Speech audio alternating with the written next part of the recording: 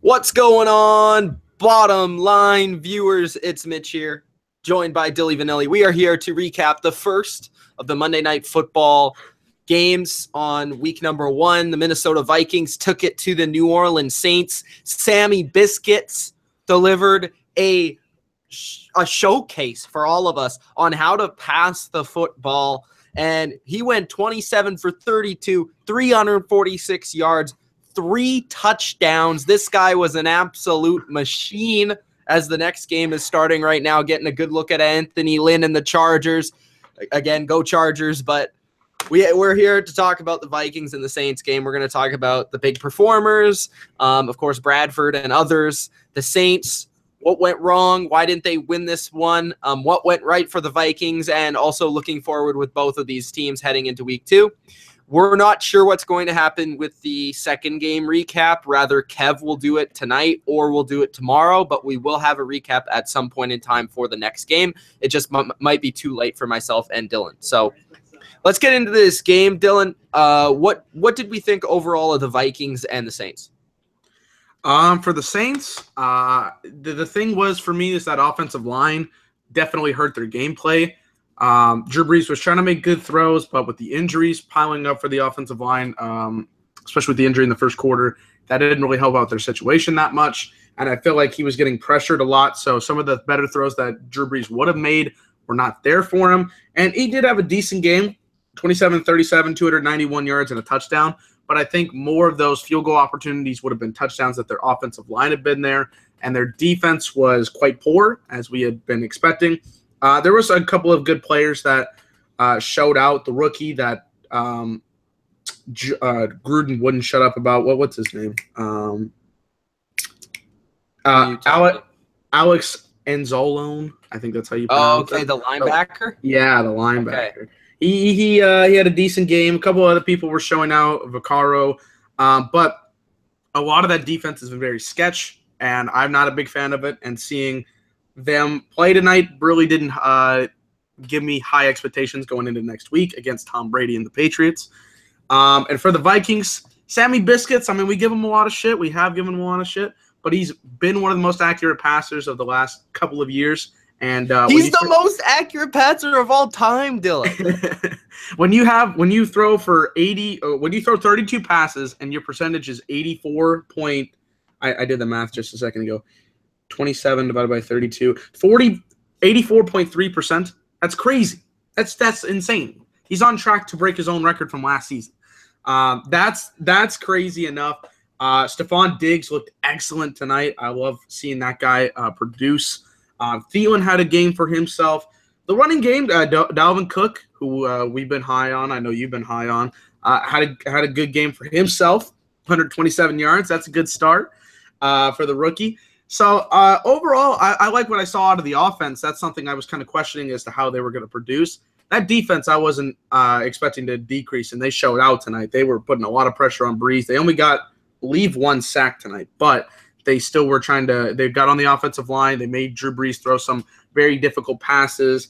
Harrison Smith was very good. Anthony Barr played one of his better games and got a fumble recovery.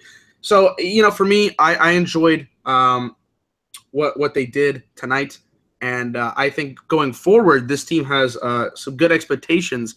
They might be one of those sneaky teams that we see here in the next couple of weeks.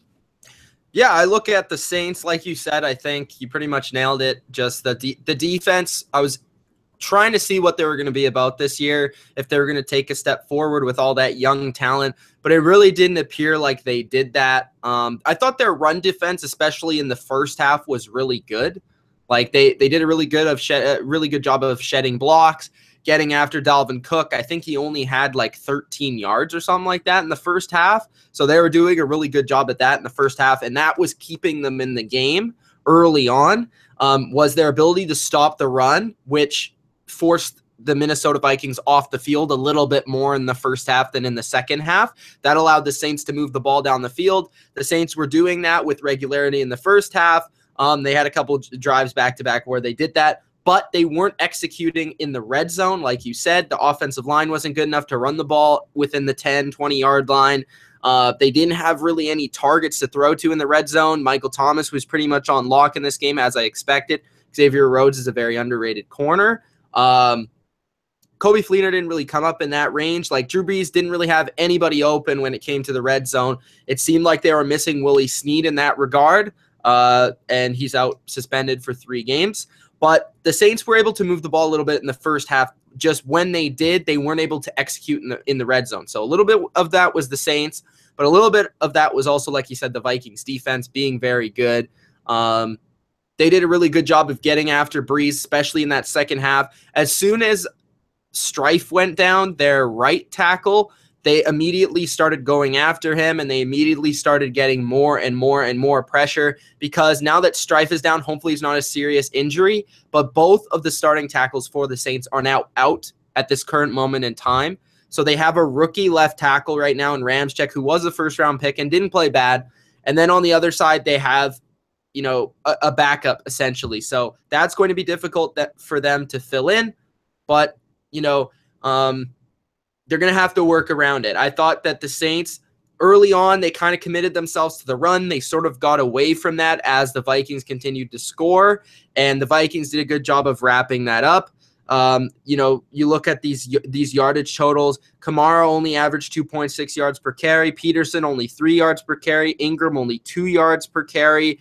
2.8 yards per carry. So they weren't doing well on the ground, which totally took away from what their game plan was, which was to control the clock like they did on that first drive, take the ball away from the Vikings offense because they know their defense isn't so great, get long drives and go down the field. And they were able to do that in the first half, but weren't able to do that in the second half. And when they did that, you need to execute and put it in the end zone, and they weren't able to do that. So that's where the Vikings really capitalized. Like you said, defense was playing good in the second half, got a lot of pressure, and that's when they stepped it up. But the offense really shined in the second half. Stefon Diggs had a really good game with 7 catches for 93 yards and 2 touchdowns. He looked like a legit number 1 receiver, and I was glad that I had him on my fantasy team. Adam Thielen had 9 catches for 157 yards, which I was also happy that I had him on my fantasy team. He was really good. Both these receivers showing out, and you could definitely tell that they were picking apart. Harris was the corner for the Saints, as well as I think it was P.J. Williams, who they're also picking on for the most part. Mm-hmm. Other than that, I mean, Kyle Rudolph had a touchdown, but he didn't do a lot in this game. But like you said, Dalvin Cook really was their force in the second half. He had a few really long runs, and he really put this game away for the Vikings and allowed them to control the clock and control the ball and keep it away from the Saints in the second half, which is what you need to do against a Drew Brees team. And that's really the difference I saw in this game than I did last year. The Vikings had a pretty good offensive line. They're able to push the Saints around in the run game. They're able to protect Sam Bradford in this game, especially, which was impressive. And Dalvin Cook was able to run the ball, and they had actual legitimate talent at rec. So those are 2 very positive things, and that's part of the reason why the playoffs this year. So I like what I saw from the Vikings, even though it was against a Saints team that I thought disappointed in this game, and I thought they would have a better showing. I think the Vikings really did impress. Yeah, I mean, there's a lot of good things to look forward to this team going forward. That kind of sound repetitive, but I mean, you look at all the key pieces. Sam Bradford last season had to learn the offense. They brought this up earlier in the game. They brought up the fact that he had to learn this offense pretty quickly in week 2, had to get adjusted to the whole situation. And at some points he was very well at what he was doing, and other times he struggled against key defenses. In this situation, he's had a whole offseason, he's had a training camp, he's had a preseason to get that under his belt and then figure out against certain defenses what he's going to have to do in order to be as good as he wants to be. And he's very accurate. Of course, that's kind of what his motto was. He broke the single-season completion percentage record last year. I think it was like 76%, if I'm not mistaken, which is very, very good. And he threw for 84.3 tonight. 346 yards. He averaged 10.8 yards per throw. That's pretty good to me. And 3 touchdowns, 2 strikes to Stefon Diggs, and 1 to Kyle Rudolph. Both excellent throws. I mean, some of these throws that he threw, there was one throw in particular he threw to Diggs. It was about a 30-yard throw in the second quarter, I would want to say. He threw it in between 2 Saints defenders. He needed to put that ball right on the money in order to make that throw possible, and he did. So he's showing himself to be a quite valuable asset to this Vikings team if necessary. Dalvin Cook, he had a lot of rushes. He averaged about 5.8 yards a carry, which is pretty good, though. And he got 127 yards and then also caught 3 balls for 10 yards. So he's growing in that system. I think he's going to show, especially with the other guys that were in that offensive system beforehand in the running back position that we always knew was very, very bad. He's going to be a big step up for them in that position. And then I love seeing Stefon Diggs step up. I love this guy. I think he's very talented. He should be a number 1 receiver, and for the Vikings, he's going to be a huge asset, especially with Sam Bradford targeting him so much. Him and Thielen were big targets. I wish they would get Laquan Treadwell in the mix. They only got 1 catch for 7 yards, and I don't understand why he does only get that many. He's actually the 4th receiver, I think, on the depth chart behind Jarius Wright. Well, and Jarius only caught 1 reception too tonight. Yeah, so it was weird, but a lot of their offense like resorts around only 2 receivers, and then they have the tight end and the running backs. I don't know why that is. Maybe they're trying to protect their offensive line, but they didn't really have a lot of moments where they were in negative situations. Maybe that was the reason. Like, they didn't have any situations really where they're in 3rd and longs a lot. Yeah. They really were in manageable situations, so they weren't having to put out all those receivers.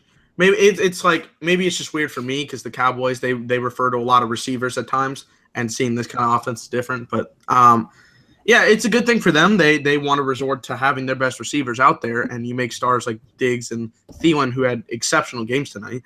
And then for the defense, I mean, that was certainly a highlight for me coming into the season, is what are the Vikings going to do on defense, because they're definitely a top 10 defense, and they signed a lot of big contracts to these players. And I wanted to see them step up, and they absolutely did. Harrison Smith, I think, had one of the best games tonight. He showed out for me. Terrence Newman, who's very old but can still get the job done, played well. Xavier Rhodes had a good game. So I like to see what that was doing for me personally, and I enjoyed what they brought to the table.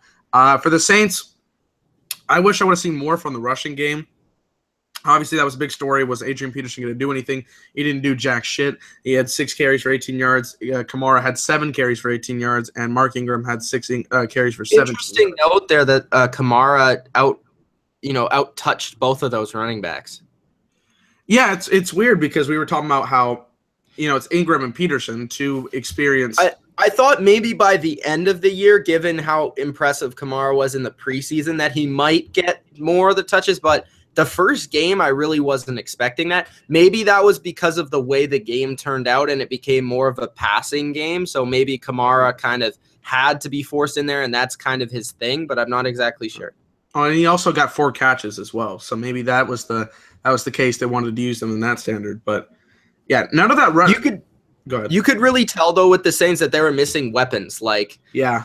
Well, Michael Thomas is one receiver, and then like that you could tell they're missing like Brandon Cooks and Willie Snead, who they had last year. Well, Brandon Cooks is gone. Willie Snead is suspended, so that you could definitely tell like they weren't as explosive. You didn't see those down the field throws, those one-play touchdowns from them. The Vikings did a really good job of sort of wrapping that up. And the Vikings look like another team in the NFC that's pretty impressive. I'm not quite sure how the Saints are going to respond next week. Again, they're usually a different team at home than they are away, so they're at home next week. They're playing the Patriots, which will be tough, especially after the Patriots, lost and they seem pissed off. But that's going to be a good game, at least interesting from that standpoint. And the Vikings, who do they play next?